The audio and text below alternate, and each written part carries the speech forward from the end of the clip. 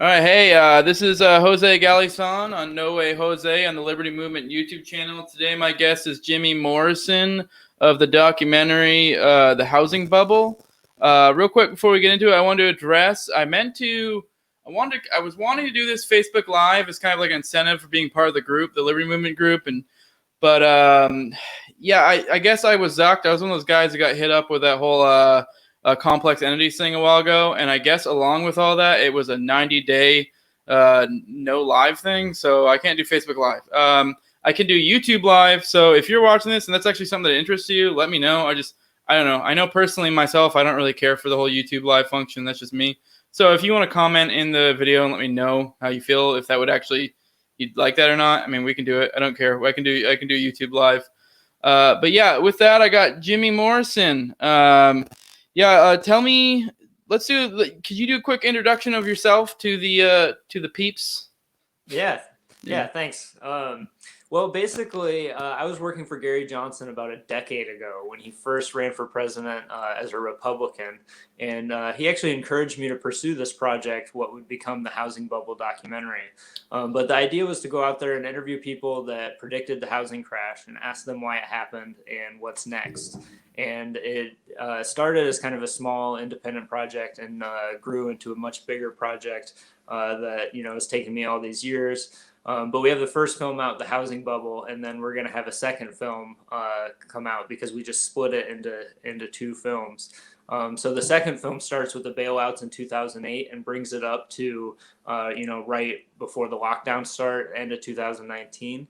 And then the first film really covers 1913 all the way up to 2008. So we're really doing an expansive economic history of bubbles and just trying to explore, why this housing crash happened. And then, we're going to be looking at why these lockdowns happened and the effect that just paying everybody to sit at home and just hoping printing money is going to work out. We'll see how that works out. But they're definitely giving us a lot of content that we have to work with. Yeah, that was going to be another question I was going to have is if you were going to cover this, but there you go. I mean, it seemed like a no-brainer because, we'll get into it. I kind of want to have you give your own definition of the boom bust cycle here in a minute. So, because I think a lot of people don't understand this is like an ongoing thing. But yeah, I did like when I watched the documentary, it was like a very expansive, like it kind of covered all the way back to the Great Depression. And with that, I guess we'll go ahead and go into it because I kind of want to start with definitions for people who may not be as economically minded. Would you be able to give your own definition of the boom bust cycle, which is essentially a more technical version of the bubble that is what people kind of colloquially use is the bubble. But right. I think the boom bust cycle, in my opinion, encapsulates it better because it really shows that it's a cycle. But sorry, I don't mean to take over for you. I'll let you do it. No. You're right. You're absolutely right. So the film really is meant to be accessible to the general public. We wanted it to be something where you didn't need any economics background. You don't need to know any terms. You can go in and really learn a lot about these ideas. Like I said, we're focused on the housing bubble in the first film. And so what we do is the first half of the first film looks at the causes of the housing bubble. And what we determined from that is, yes, there was Fannie and Freddie and the Community Reinvestment Act, all these other things. But the root cause was the Federal Reserve and them creating this boom bust cycle that you're talking about. And so then we go back and we look at the Great Depression and we look at some of these other busts and booms and see if there's any correlations that we can see and if it holds up with the Austrian theory of the business cycle, which is really what we're presenting in these films. The boom bust cycle is basically the idea that when they create all this money, they do it by basically just the banks have checking accounts with the Fed and they just increase the number of reserves they have at the banks. So when they want to bail out a bank, they just say, we're going to create the money we need. We're just going to put it in your account. And then the idea is that the banks will go and lend that out. In this last crash, for the first time, they actually paid banks not to lend it out. So they were actually bailing them out by creating money and injecting it into the banks, and then also paying them not to lend it. So while pointing at their balance sheets and bragging about how they were solvent because they had all this money. It's a pretty absurd process. But what this does, it doesn't just benefit the bankers by doing this. What it does is it tricks entrepreneurs, people that are running businesses or going into different industries. Like me, for example, I went into house painting. A lot of people went into, building houses or developing houses. And it tricks those people into thinking there's more savings and more resources than were actually saved for later. Everybody's going out and spending now, but because we also have the printed money, they're able to think, okay, but we also have all these resources saved up for the future. So when they create money and give it to the banks, it lowers interest rates because they have more money to lend out. And so when since it's lowering those interest rates, that's telling the entrepreneurs and the people that go out and spend money that, hey, it's a cheap time to go out and just spend money and, get a 30-year mortgage with a huge house and don't worry about it because we're just going to keep printing money and house prices are going to go up. But what we find is that's unsustainable. It's not based on anything of real value. And it has to unwind eventually. And so that's really something we've seen happen time and time again. And it's something that I kind of wondered all these years while I was making this project, like, how is the government gonna, get out of this next crash? Like, how are they gonna explain this away? And the coronavirus just gave them this perfect opportunity where they could capitalize on a virus and just say, oh, it's just because we had to lock down. But what we actually saw was they started bailing out the banks way before the coronavirus. It wasn't just that the economy was crashing because of the coronavirus. We actually saw that they weren't able to keep their promise of just creating all this money, bailing out of the banks, and then having it work out. It helped Wall Street and it helped the stock market, but it didn't necessarily help Main Street and the rest of the U.S. Yeah, I know that. I noticed, like, I actually was like right before the whole coup thing. I was telling all my buddies that were in stocks and stuff, like, hey, you're gonna want to bail. Because, like, for one, I knew, generally speaking, the boom bust cycle is roughly every 8 to 12 years ish, and we were super overdue. And I also had been noticing they've been dumping all sorts of liquidity into the stock market. And it was like, my thinking was it was just to try to tide them over until the election and kind of as like a, because it's kind of like what this whole boom bust cycle thing is kind of like a dangerous game of hot potato is what it is for politicians. It's just them trying to pass it on to the next one, which which ironically is actually a great argument for Hoppe's, theory of like monarchy, because it's kind of like when you have politicians who switch out every so often, they're just trying to make it to the next election. So they're just kind of hoping that the football doesn't explode in their face or the potato doesn't explode on them, Right. A lot of people point to term limits as this magical reform that's going to save the system, and I just don't really understand that because they already have a short-term outlook, and I just don't see how that'll solve any of the problems. Yeah, God, I feel like an idiot. What's the term Rothbard always uses? Time preference. So it's like you're just lowering their time preference even more. It's like, yeah, that'll totally help. Right, exactly. Yeah. Well, that's kind of one of the things we show throughout the movie is that even if you do all this with good intentions, you're not actually helping people. And, giving people a bunch of debt that they can't afford to pay back, it might look good when they announce it in the papers, but when it happens later on, and they're defaulting and, these economic crashes come with a lot of negative consequences. And it's not just financial. It's not just dollars and cents. There's a lot of psychological things that happen, and a lot of people are hurt by these policies. And we're not trying to say that we have all the answers and we're going to be able to just predict how this all play out. We're just trying to point out these obvious distortions that are happening from all the money they're creating, and trying to help people realize why things have been so unsustainable and why we keep just getting bigger bubbles after bigger bubbles. And we had $1 trillion deficit to deal with the last one with Obama, and here we are, just $4 trillion. They're just creating money, buying. The Bank of Japan has just been buying ETFs, and it looks like that's where the U.S. is headed. It's really a scary time when the Federal Reserve, they literally had like an announcement saying, hey, by the way, we started buying all this stuff, all these bonds and stuff from this list of 100 companies. And here's a list of a few other 100 companies that we're going to buy more soon. So it's like the entire system is completely rigged at this point because it's just completely controlled by who gets the printed money and who knows that information. If you had that list ahead of time, you could buy those stocks to know that those people were getting those bailouts. But it's just an absurd system that nobody can really predict anything in. Not that you can predict anything in a normal market, but it just makes everything so much harder when you can't tell what the actual interest rate is, or what prices actually would be in a free market. Yeah, no, it's funny. That is like one of the most common criticisms I think of Austrian economics is that they take. I feel like every other field tries to turn economics into this objective thing, whereas it's very clearly, as Mises said, all it is human action, and so it's inherently subjective. And so a lot of people will be like, "Oh, look at you, doomsayers! You're saying it's going to happen, or this is going to happen. Well, why can't you tell me, X, Y, and Z?" And it's like, well, I mean, I could just give you, rough trends and based on like rough economic principles, but I can't predict the future. And it's, right.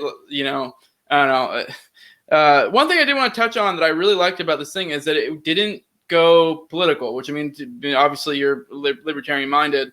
So I guess it kind of makes sense, but it is kind of funny because I feel like a lot of people, whenever it comes to the debt or anything money wise, they just want to go to whoever, they just want to blame the other team, whoever isn't their team. And it is just this thing of like, it's not one or the other. This is just this continual thing that gets passed down. And really, honestly, I mean, you can say maybe one is worse than the other, but I mean, I don't even really know which team's worse, to be honest with you. They kind of both are just as bad. And it's like, it's always just the next following person is worse and worse and worse. And, my point being, I just liked how it was non-political. That's kind of what we're about over here is being, the Liberty Movement is being non-political. So, or being politically neutral in a sense, like we try to stay away from that whole bit because we find it to be divisive. But yeah, because people just end up arguing over whose team's worse. And it's like, you both suck. Right. Yeah. And I think that kind of comes. I think that's the beauty of economics is you don't have to get into the politics, and like we don't even use the word Republican Democrat throughout the movie. There's only one time it's said, and it's Obama explaining the structural problems with Fannie Mae and Freddie Mac, and basically admitting that Republicans and Democrats both supported that system, and this is something Austrian economists have been pointing out, like that these were problems. So one of the things I really like about the film is that it presents Austrian economics, but it also tries to present Keynesian economics. And we don't try to just set up straw men where we're just saying, this is what these people think over there. And, isn't that silly? Like we actually use their top people to make their claims, and then we have our people look at those issues. And so I think even if you're not a believer in Austrian economics, you can watch the film and come away with it with a much broader understanding of how the economy works.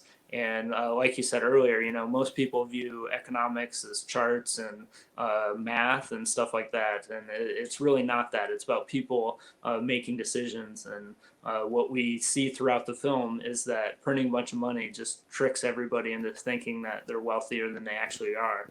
And it doesn't work out, obviously. Yeah, I mean the scary thing too is there's so much liquidity trapped in the stock market right now too. Like if anything, that's the only thing keeping this from all crashing down. It's just It's like as soon as people lose faith in the market, there's so much liquidity trapped there that's just not circulating well to the market at the moment. So because it's like we printed so much during all this goof stuff. And there's a lot overseas because the U.S. has been a world reserve currency. It's considered this safe haven where in times of crisis, all this money's coming in to the U.S. dollar, kind of bailing it out. And we've seen over the last couple decades that the percent of reserves held by other central banks of dollars is going down. And I don't remember exact numbers offhand, but it used to be like 70-some%. And now I believe it's around 60%. So it's something where as that money comes back to the U.S. and we're kind of in a situation where, especially with all these lockdowns, we're going to have all these supply chain issues and they're injecting all this money into the banks and all these businesses and, they're going to do more stimulus, I'm sure. And they're just going to do everything they can to get spending up. And that's actually something that's kind of interesting. In July, spending was up 10% over the previous year. You would think in a pandemic when all this is happening, people would be in a situation where they can't do that. But it was just all those stimulus checks. Everybody just went out and, they went to the lumber yard and bought up all the lumber and drove up the price of lumber.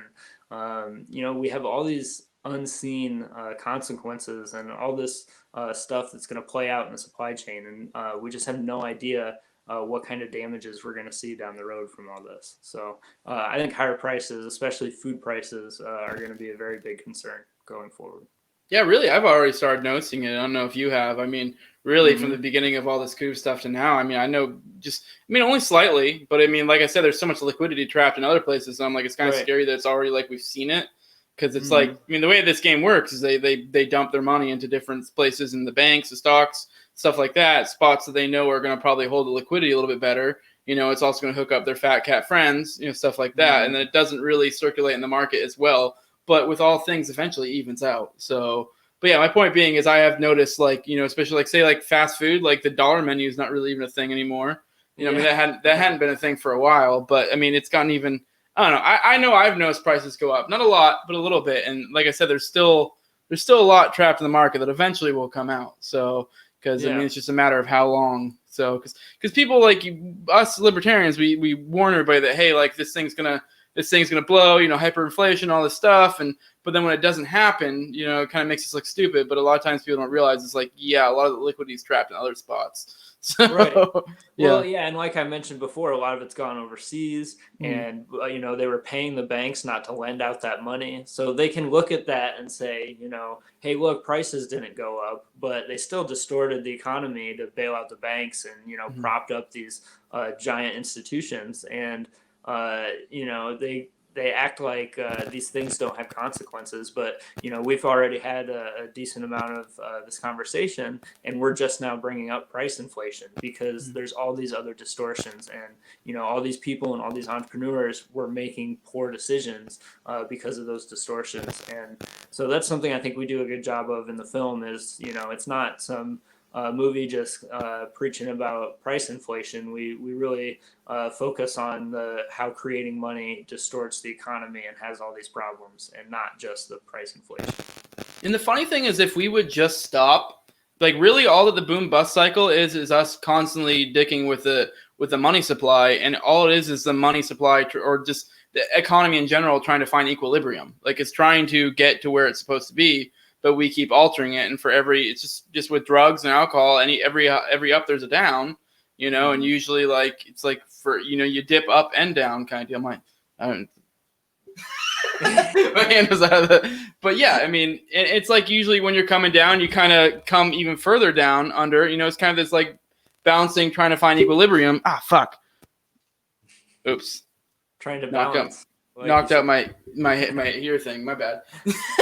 but yeah, my point being is it's kind of the pendulum swinging back and forth, and we freak out whenever we have these dips, and it's like what was it? I don't know. You probably know. There was the one recession we had in, what was it, 1918?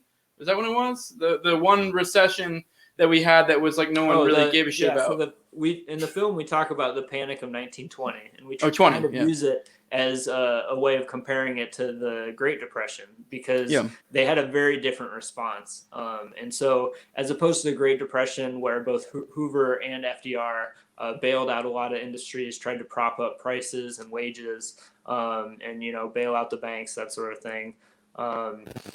Instead of that, they actually had a situation where they cut federal spending completely in half, and they allowed interest rates to go up a little bit. And this is something their deficit. They went from having a deficit to actually paying down their debt. And this is something that Keynesians would point to as like, this would just send you into the worst depression ever. And, it's all this doomsaying. And the actual reality is it was over in a year and a half. We had the roaring 20s. It allowed us to actually start over on a sustainable base, to have that foundation that's actually based on something instead of just printed money. And that's the really sad thing about the pandemic is we came into this already running over $1 trillion deficit. And people point to the tax cuts, it was like a couple $100 billion. So like even without the tax cuts, we were still at like $1 trillion deficit. And so we were just already, after 10 years or 20 years of all this money creation and bailing out banks, we just really have wiped out our economy instead of starting over, facing reality, having to have that crash, but being able to move on and start building forward to something sustainable. And I think we would have been in a much better position for this pandemic if we had taken on the debt and taken on these banking issues when we had these crashes over the last couple decades. Yeah, I mean, sort of. I mean, I kind of agree. I think most politicians see that we're at this point where it's just, we're beyond help. So it's like they're almost just kicking like we said before, it's kicking the can down the road. So, which is the constant dilemma of the debt. It's just this thing we all know is going to explode one day, but we're all just going to pretend it's not there, But yeah. So let's. I want to kind of touch in. How was the filmmaking process of this? Because I one thing I did want to bring up is it seems to be a little less interview heavy than some other documentaries I've seen. That's not a ding. I mean, there's nothing wrong with that. It's just so I don't know how that affected it. Because I know, for example, like Monopoly on Violence. Like, I don't know if you've seen that. That's a one that's like, it's a great movie. Oh, I love it. Yeah, but it's that one's very interview heavy, whereas this one was a little bit different, which I actually think it makes sense for both films. For that film, it makes more sense to be more interview heavy, and I think it makes more sense for yours because you guys are tackling you're trying to make economics appeal to normies, and then you're trying to make the boom bust cycle appeal to normies, which is even another fucking thing that's like, holy shit, good luck. Right. But yeah, so it's like it makes sense. It's not as interview heavy with economists because, I mean, while I do love all those economists, I mean, my normie buddies will probably fucking fall asleep, So having them in little bits is probably better. Yeah. It's kind of interesting. Like if you actually go back and watch it or listen, a lot of the dialogue that you hear is from interviews. It's just that we're not showing them. And so we use narration sparingly throughout. Naomi Rockwell did that for us, and she did a great job. But I really wanted this to be something where I went and tracked down these people who predicted this, and I wanted to tell their story. So they're looking, straight into the camera. They're looking at you when you do see them. But the reason we don't show them is just because we want this to be something that's, like you said, anybody can sit down and watch it. And if they can be laughing and seeing cartoons or pop culture clips, Seinfeld, South Park, The Daily Show, that kind of thing, it just it completely changes their mindset. And like we were saying about politics earlier, like we definitely get into these states where we're just completely tuning out any points that other people are trying to make. And I think if you can get people laughing and seeing cartoons and kind of present things in a common sense way, you can reach a lot more people. And one thing I'll point out differences between the two films. The first film, I think people on the right are a lot more open to it just because it's kind of presented in this free market sense. It's pointing to how you can't distort prices and can't just create money. But I think the second movie, because we start with the bank bailouts in 2008, we're going to be able to reach a lot of people on the left, because when they start hearing about the Fed partway through the movie, they're already kind of on our side of being like, oh, I don't like Wall Street. I don't like how they're, gaming the system. But then we'll show them how they're actually doing that. And that's something that we kind of saw with Occupy Wall Street, was they went after Wall Street. And we had the Tea Party back then, but we really kind of set out to kind of bridge the gap between people in all these different groups to kind of show that, look, the Federal Reserve is really the root cause of all these things, and if we can strike at that root, that's our best chance of getting rid of all this cronyism. Yeah.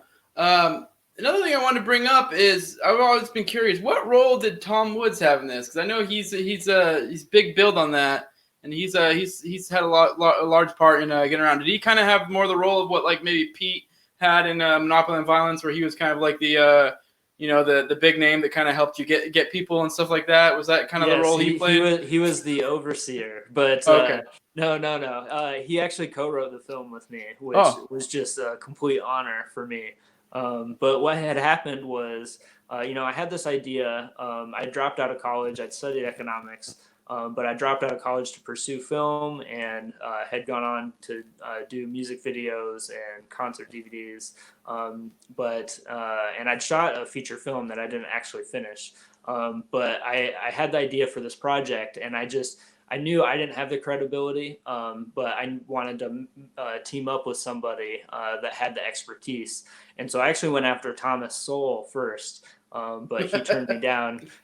So I was lucky enough to get Tom Woods, who was just the perfect fit and really took the project to a level that Thomas Sowell would not have been able to. In his book, The Housing Boom and Bust, he really doesn't get into the Fed and the role the Fed had. So it ended up being, so I guess that is kind of me admitting, like, I really didn't understand Austrian economics when I started this project.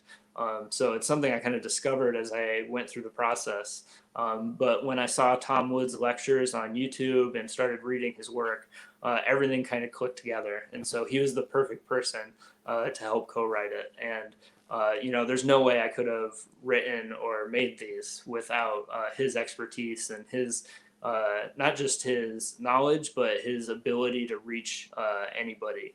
He can take these complex ideas and break them down and present them in a simple way. And that's something that, we really, that it took us years to get this movie done, like years longer than everybody thought it would, including myself. But I'm really happy with how it turned out, because every word counts and every sentence builds towards something. And, they're all pieces coming together. And it's something where people can learn these core concepts in the first movie. And if they don't see the first movie, they can learn them in the second movie, and you can watch them in either order. So it's something where I think we have the potential to reach a lot of people, and I'm really excited about it. Yeah, that's really awesome. You got Tom to help out. I mean, I kind of laugh because Thomas Sowell, he's known for being like elusive and not being able to get for anything. So I was like, I kind of hounded him. You're chasing a ghost. I emailed him a bunch of times, and then I started calling his office a bunch of times, and finally he emailed me and was like, "Hey man, like, leave me alone. That sounds like a nice project, but yeah, stop calling me." Yeah, it probably is better you got Tom Woods, because that doesn't seem to be, while Thomas Sowell is one of the greats, that's not really entirely up his alley. It is kind of perfect for Tom. Yeah. It's really cool that it seems like Tom does. I'm assuming you're probably one of his one of his listeners group or something beforehand, or no. So this was before he had the Tom Woods show. Oh, okay. This was it was like November 2010 when I pitched the project to him, and basically I emailed him and I told him I had this idea for this documentary, and Gene Epstein, who was in the film, had told him that he needed to turn his book Meltdown into a documentary. And so when I basically came to him and said I wanted to turn Meltdown into a documentary, he jumped on the idea, and it's something where he opened a lot of doors, obviously, but really the whole structure of both movies comes from his books, and it's just throughout the film. Anybody that listens to the Tom Woods show is gonna see a lot of his humor and a lot of his style thrown in there. So I think any Tom Woods fan will love the movie. Yeah, the point I was getting at, though, is Tom seems to be really good about helping out his listeners and stuff. Like he's always promoting some other thing of his people, and I don't know, he's got his pots in so many, his hands in so many pots, so it's just really kind of impressive. But, Yeah, and you said you're going to be this next part is going to be kind of covering. You said it's going to go up to 2019. So is it going to go up to like the pre-coup type stuff, like right up to it? Basically, it's going to go right up to COVID, and then who knows what'll happen. But in all likelihood, there probably will be a third movie that looks at the economic consequences of the lockdown and the Great Reset, as they like to call it. Because we're really in a situation where they're just planning on restructuring the economy and doing this technocratic, top-down Great Reset. Great Reset. And so it's a scary time, and it's definitely something that needs to be documented and needs to be exposed so people can prepare themselves. And we don't tell people if they should buy gold or silver or Bitcoin or what they should be doing, but we definitely show them why they may want to diversify away from the dollar or U.S. stocks. And People look at U.S. stocks like it's the only stock market in the world. Like there's lots of other places you can invest, and everybody knows stocks have been at an all-time high. They propped them right back up this year, and so, or do you really want to hold on when it's at an all-time high after a decade, or do you want to put your money somewhere else and try to protect yourself a little bit? Yeah, it's funny. I never really got into stocks, and I've been telling my wife for years because I mean I'm not like some economic great. I mean Mm-hmm. I'm just kind of a little more savvy than most, but I've kind of like through the help of like Ron Paul and other like people that I listen to, I've kind of sort of predicted or like all the big like stock stuff, and I've kind of always been like I could totally make money off this, and but my wife was always like no. To her, there was like gambling. And I was just Yeah, like, I'm telling you, I can make money. I can make money. Like, I know yeah, how this stuff works. Like, and just for but years and years. And then now when this coup thing finally happens, like, because everything I basically said that to her, like, she's a little bit more of a normie, happened. mm-hmm, She's like, you know mm-hmm. what? Yeah, you're right. We should start, like, getting the stocks. I'm like, not now. Like, all the rules are out the window. Like, they're Yeah, gone. right. Yeah, I said I wouldn't tell people what to do, but yeah, it Yeah. definitely was a good year to get into gold and silver, and it's kind of corrected back a little bit at the end of the year here. So, not to tell people what to do, but good time to stock up a little bit. And it silver, I think, is a great way to save because it's not at an all time high. Gold was basically at an all time high. Although with everything that's been going on, the all-time high doesn't mean much. But silver isn't anywhere near its all-time high, and it's something that's cheaper where you can get it for 20, $25.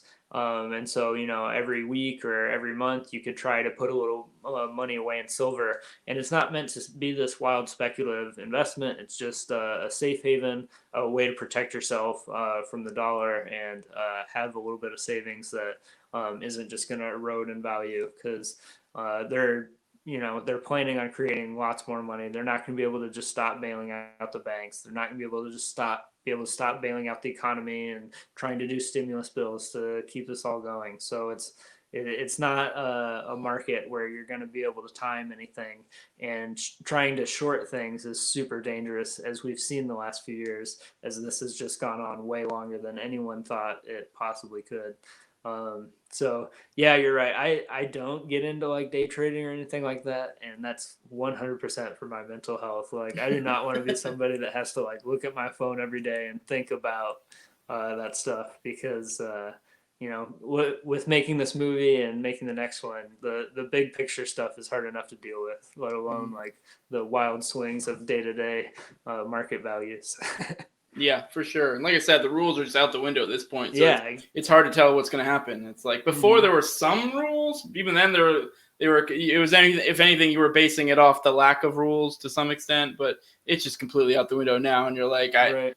it's so high that's like I don't know. I mean, don't get me wrong. There's probably gonna be some markets that do well, some that won't, but it's like I don't know. Eventually, this house of cards is gonna come crumbling down, and I don't really feel like we actually really crumbled. So Yeah. like we did a little bit, like sorta, but I don't know. It seemed Well, like I okay. think unfortunately people forget, how bad the crash was back in 2008 and how it really took till 2012 for things to start to recover. The market went back up eventually, but Main Street didn't come up for years, and we've really had slow growth over the last decade. So I think unfortunately people look back and they kind of view it with the lesson that it worked and that bailing out the banks is okay and just creating all this money. And so now what we're seeing is everybody's coming to the trough and saying, well, if they bailed out the banks, they should pay off my student loans, they should pay my rent, I should be able to live here for as long as I want. And a lot of the things they're doing with jacking up unemployment higher than actually going out to work, saying people can live rent free or foreclosure free for a year or whatever. That's it sounds good on the surface of it because you want to help people, but it also completely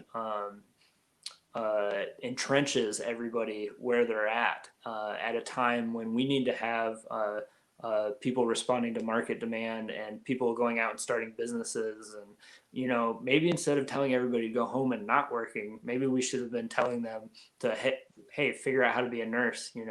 Maybe we should open more hospitals and not allow hospitals to veto whether somebody builds another hospital in the same city. Like, it's really kind of a silly system when you have to get permission from the hospital in town to open a competing hospital.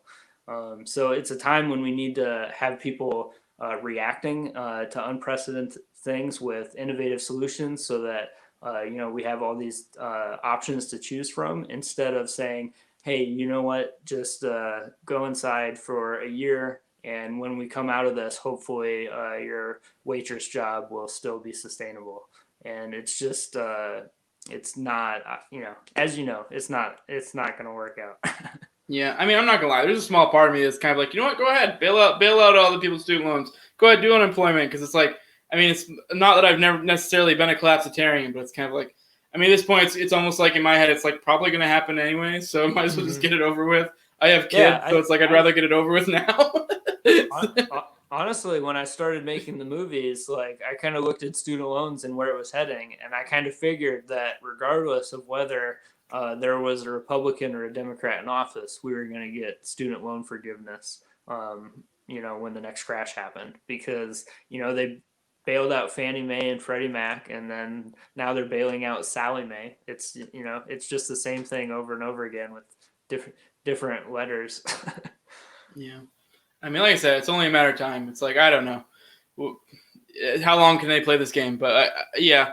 But I don't know. With that, I guess this is probably a good spot. You want to go ahead and drop your plugs? Definitely. So you guys can get the movie at thebubblefilms.com. It's called The Housing Bubble. If you guys don't mind, after you watch it, rate it on IMDb. That really helps us because when other people check that score, then they're more likely to watch the movie. But we have lots of different educational programs where people can donate copies of the film to schools and libraries and all sorts of things. So check out our website, thebubblefilms.com. We also have Facebook and Twitter as The Bubble Film, and I'm Jim Morrison Film on Facebook and Twitter. And my website for my production company is letusdisagree.com. And people can kind of look out for our sequel, hopefully mid next year, but I don't have the best track record, so don't quote me on that. Yeah, I mean, I'm really glad that you're doing this, because I do think this is like a super important thing that needs to be done. Especially, now with the whole COOF stuff, I think that's something that needs to be documented, like you said. It's kind of like the whole idea of you ask anybody off the street about the Great Depression, and they're just going to immediately assume it was, it wasn't this boom bust cycle thing, that it was some other thing, that it was the free market run amok, essentially. It's they don't realize, like, no, it was just the government going nuts and just printing money like crazy, like it was gangbusters. It was actually a direct result of the roaring 20s, essentially, So, but yeah, so I think it's super important, because it's like, if you don't get ahead of that narrative, it's gonna kind of like, it's gonna become part of the national lexicon, which is kind of like the same thing with the depression. And it's probably honestly gonna happen with COVID, but it's like, we gotta fight to the best we can, to some extent. So I mean, maybe this time we can be a little bit more ahead of it, So. Yeah, we really tried to make the definitive documentary on the housing crisis, because if somebody wants to learn about the housing crisis, they're not going to read a book. Some people will, but most people aren't going to read a book. They're going to go watch a documentary. So if they're watching a documentary that just presents Keynesian economics as fact, or doesn't even get into the Fed, which most documentaries don't, obviously, then they're just looking at the surface of it, and they're not getting these different views. And like I said earlier, I think people, even if they're not believers in what we're saying, I think they'll come away from the film having learned a lot, and they'll respect the way we're presenting both sides. Yeah. With that, we're going to go and close it. I'll drop my plugs real quick. It's all going to be in the video description, as will Jimmy's stuff. We got the Facebook group, the Liberty Movement. We got a MeWe now. We're on YouTube, obviously. If you're watching this, most likely you're on YouTube. We got Library and BitChute. They're both up to date. We got our email is thelibertymovementglobal@gmail.com. If you want, send us an email. Just to email us, because we're trying to compile an email list. So every email that gets sent to us, we're saving, because we're trying to, possibly set up a newsletter or a site at some point. So, you know, we, especially with all this election shenanigans and Facebook and all the social media, it's really opened our eyes that we need to, you know, get our stuff in line, you know, because it's not a reliable place to be. You got to diversify to the most extent possible. We also got merch. You guys always see me sipping on this mug. It'll be in the list. That's one of my buddies, one of the other admins. He produces the merch, so it goes in his pocket. Whatever. We're all capitalists here. You know, if you like it, get it. If you don't. Yeah. So like, share, subscribe, comment, do all that good stuff. It was really great having you, Jimmy. Yeah. Thanks for having me. Yeah, no problem. And with that, deuces. See you.